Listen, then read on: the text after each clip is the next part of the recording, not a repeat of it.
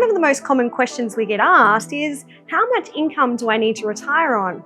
Well, before we get into that, I think we need to take a step back. So there's a lot to think about when it comes to retirement, including such things as, when do you want to retire?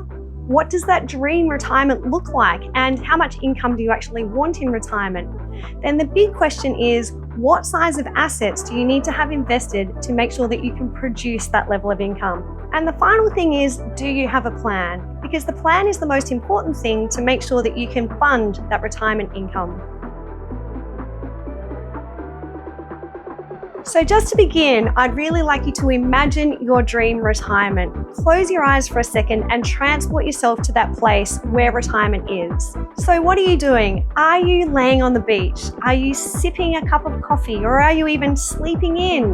Are you picking up the grandkids from school? Or are you jet setting around the world, ticking things off your bucket list, imagining this dream life? Whatever you're dreaming about today, understanding how much you actually need to fund that retirement is the next important step. So that brings us into the magic question, what's your number? And what we mean by that is that retirement dream that you were just conjuring up in your head, how much income do you need in retirement to make that a reality? Now, for some people, that's a really easy thing for them to be able to do. But for so many others, it's a bit esoteric or a little bit abstract. And so I'd like to give you a rule of thumb to be able to help you if you don't actually know what that income is. So a generalization or a rule of thumb is that the amount of income that people need in retirement is about 60 to 70% of their pre-retirement after-tax income. So what do I mean by that? That's the amount of money that hits your bank account every week, fortnight or month that comes from your pay. So why that amount? Well, it assumes a number of things. It assumes that you're still making mortgage repayments right up until the day you retire. It assumes that you're still contributing to super, funding that retirement dream that we're talking about today. It assumes that you still may have things like insurances or income protection that you need whilst you're still working.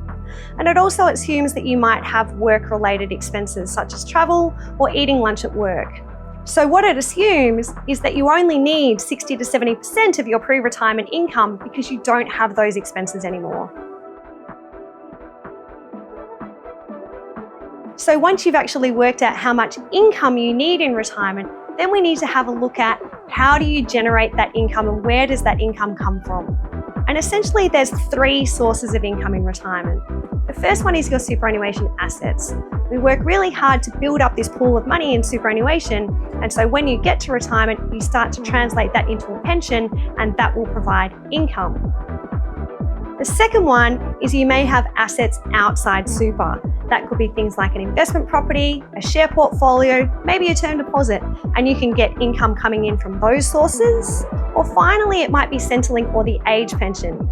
And one of the things that is important for most people is to go and determine whether you're eligible to receive age pension in retirement. So that's where the next rule of thumb comes in. So once you've been able to identify the level of income that you need from your assets, you then multiply that number by 20, and that will give you the size of the asset pool that you need to fund that income. So how does that work? Well, let's have a look at an example. If you've identified that you need $50,000 per year to live on, you take $50,000 and you multiply it by 20, and that gives you an amount of $1 million.